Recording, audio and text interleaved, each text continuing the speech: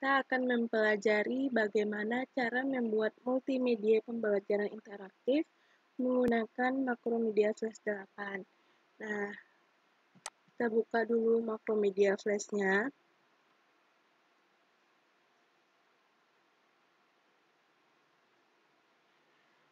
Kita pilih di sini Create New, yaitu Flash Dokumen, untuk membuka dokumen baru. Nah, sebelum kita mempelajarinya, sebaiknya kita mengenal terlebih dahulu apa-apa saja yang terdapat pada tampilan Macromedia Flash 8. Nah, di sini ada beberapa menu, yaitu menu File, Edit, dan di sini ada teks. Di sini ada Tools Box yang berisi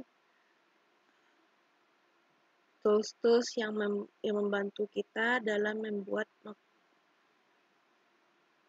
Di sini ada tools box yang berisi koleksi untuk membuat atau menggambar.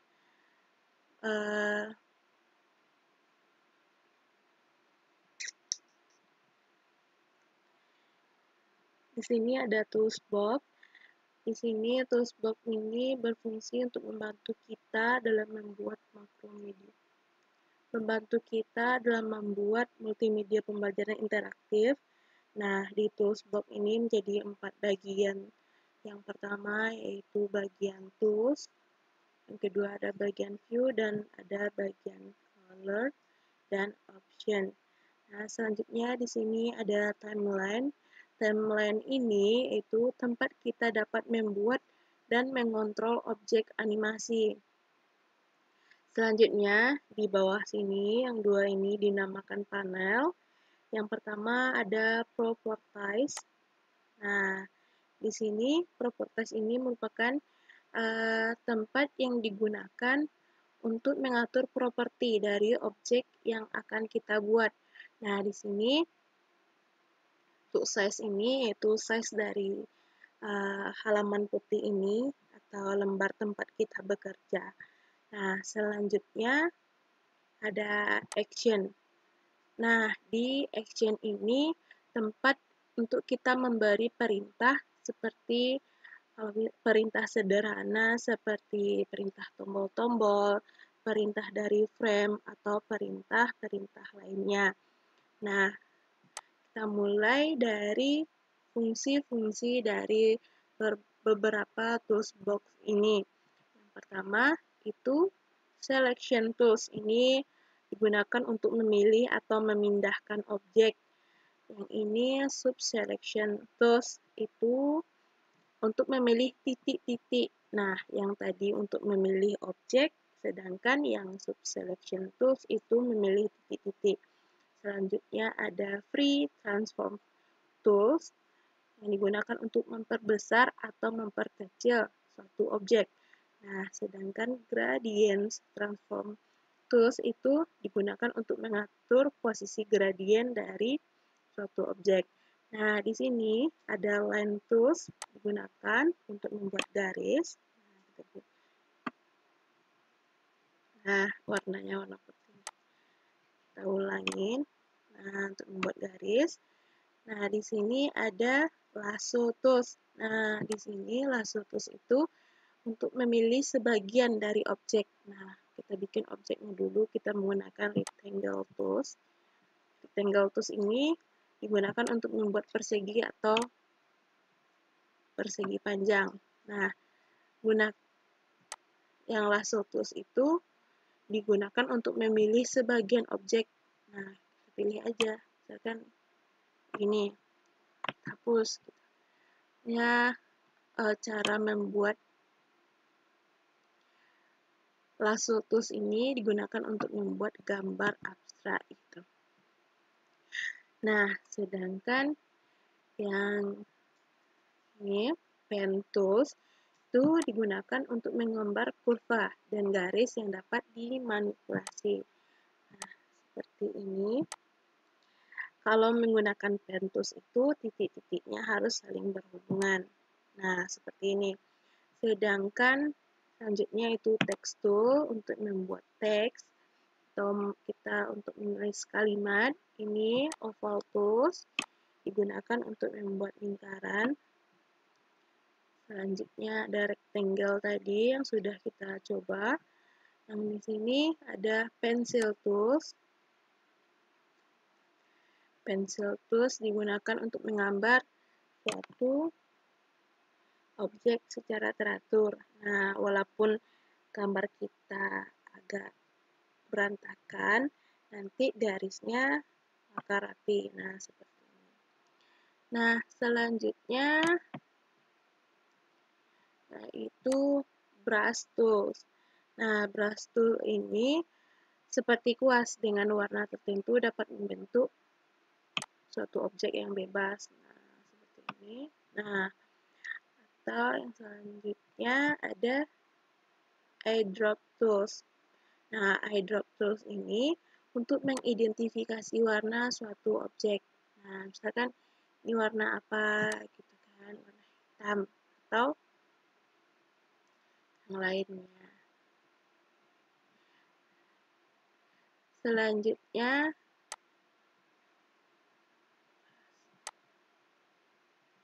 Selanjutnya ada ink bottle tools.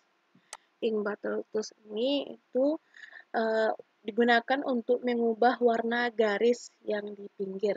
Nah, di objek-objek kita ini terdapat garis-garis pinggir. Nah, kita ubah warnanya menggunakan stroke to color. Menggunakan stroke color. Nah, kita ubah garisnya. Nah, ini warna hijau. Atau kita pakai warna merah supaya lebih jelas. Nah, ini. Dan kita di sini masih menggunakan ink bottle tool. Ink bottle. Nah, seperti ini. Atau yang selanjutnya ada pen bucket tools, itu mewarnai bidang. Nah, kita cari warnanya biru misalnya. Nah, gitu. Nah, selanjutnya ada eyedrop tools. Nah, misalkan kita lupa ini warnanya apa di sini kan. Di sini misalkan lupa warnanya, kita pakai aja ink bottle tools itu. Kita pakai aja eyedropnya. Nah, kita seleksi. Nah, seleksi warnanya warna apa gitu.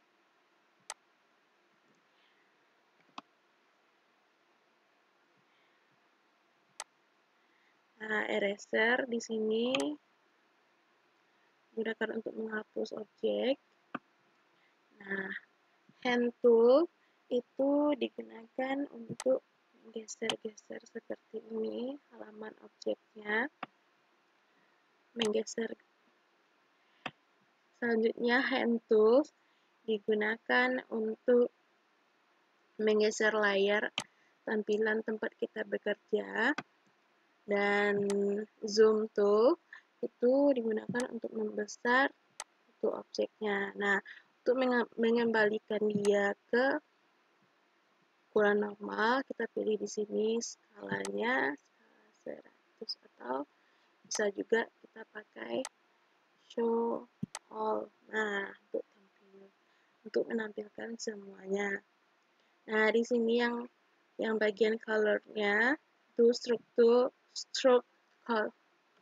Bagian color-nya itu ada stroke color yang gambar pensil ini itu warna untuk garis pinggir, sedangkan yang fill color itu untuk warna di dalamnya. Nah, selanjutnya di bagian atas-atas ini ada bagian frame, yang angka-angka ini dinamakan frame. Nah, frame ini digunakan untuk membuat, atau kalau secara sederhananya di PPT itu slide-slide-nya. Misalkan di slide 1, coba ya. Slide 1 kita hanya ingin, kita hanya ingin membuat yang kayak gini, sedangkan di setting selanjutnya kita pilih aja frame 5, kita pilih insert keyframe atau menggunakan insert keyframe dengan maksud mengunci frame 1 sampai frame 4 dengan gambar yang seperti ini, dan di frame 5 kita bisa edit beberapa gambar atau kita hapus aja gambarnya gitu kan. Nah, ini misalkan slide 1 begini, kita gunakan yang seperti ini, dan di slide 5 atau di frame 5 kita maunya gambarnya yang seperti ini gitu. Nah, apabila di sini ada yang namanya insert frame. Nah, kalau kita gunakan insert frame itu kita menambah yang namanya frame-nya. Frame 4 kita menambah frame-nya. Berarti frame 6 sampai frame 10 itu gambarnya masih sama seperti di frame 5. Nah, misalkan kalau kita edit di frame 10, misalkan kita hapus yang segitiganya. Nah, demikian juga pada frame 5, dia juga sudah terhapus yang bagian segitiganya. Nah, untuk yang selanjutnya yaitu insert blank keyframe. Nah, namanya juga insert blank keyframe. Nah, pada insert keyframe, pada insert blank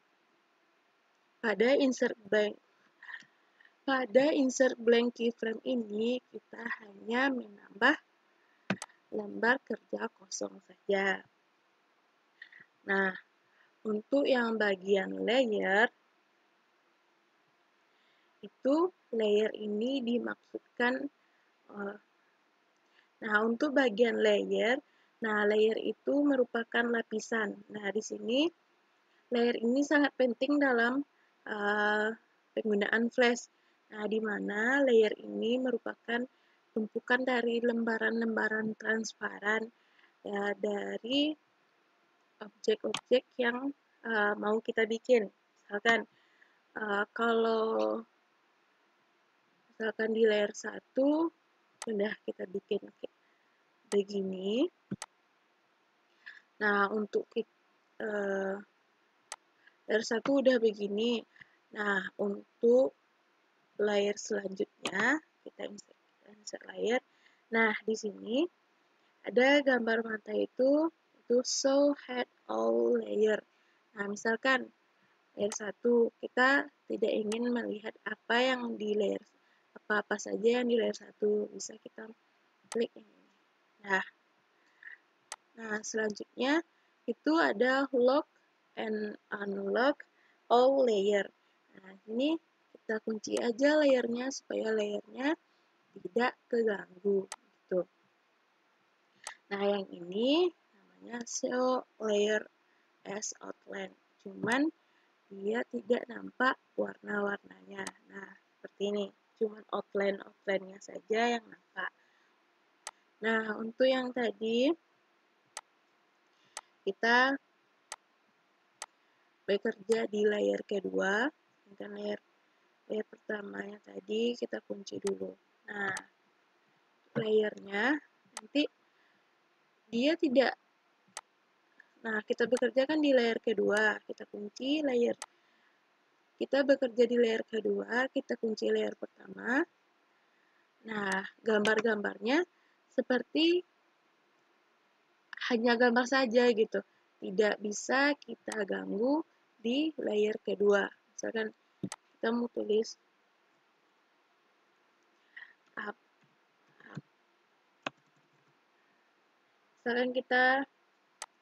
Misalkan kita menambahkan objek. Nah, kita tambahkan objek. Nah, kita ubah dulu nanti.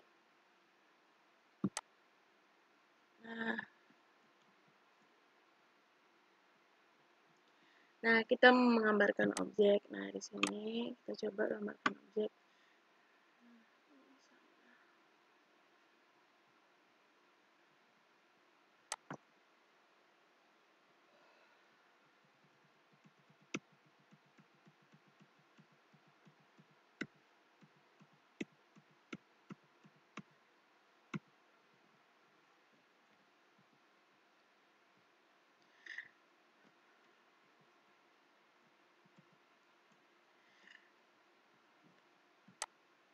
Nah, selanjutnya kita tambah layer dengan kita menambahkan layer dengan mengklik icon insert layer.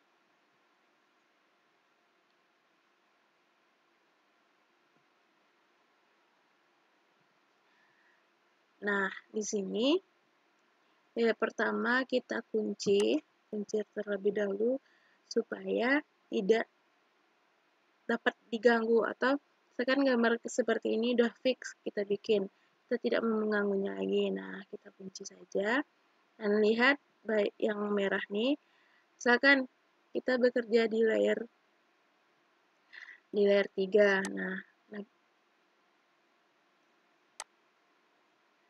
lihat di frame mana kita bekerja. Nah, misalkan kita bekerja di frame 1, kita coba aja membuat suatu objek. Nah, seperti ini. Nah, objek itu akan menimbun objek yang telah kita buat di layer 1 tadi. Nah, seperti yang saya katakan tadi, bahwa layer itu merupakan tumpukan atau lapisan.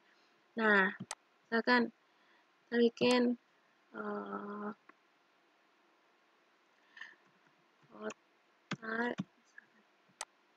nah, seperti ini. Nah, seperti ini. Nah, kata kota ini berada di atas objek yang telah kita bikin yang awal tadi, yang objek yang telah kita bikin di layer pertama tadi. Nah, misalkan kita hanya bekerja di satu layer saja di sini. Nah, kita kan sudah membuat objek terlebih dahulu. Nah, kita menulis suatu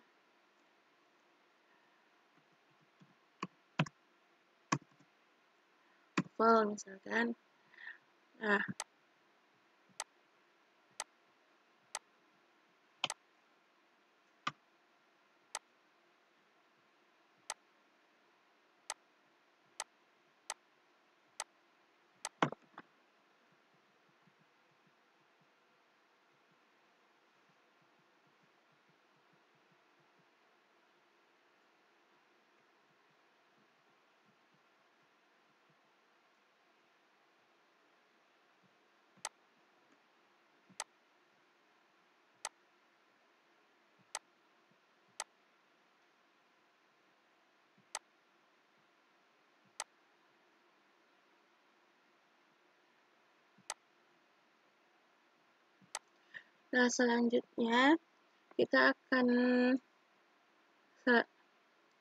selanjutnya di sini ada edit scene, atau nanti kalau kita menggunakan banyak scene, nanti di sini terdapat daftar-daftar scene-nya, atau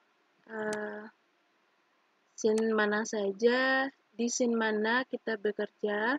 Nah, di sini ada tuh scene 1, berarti di sini checklistnya di scene 1, berarti di scene 1 kita bekerja gitu.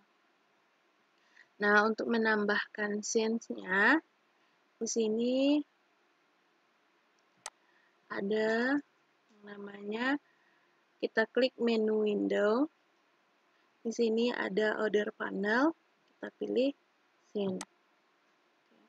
Nah, untuk scene-nya, di sini ada add scene untuk menambah scene selanjutnya. Scene itu dapat kita gunakan dalam misalkan kita membuat berbagai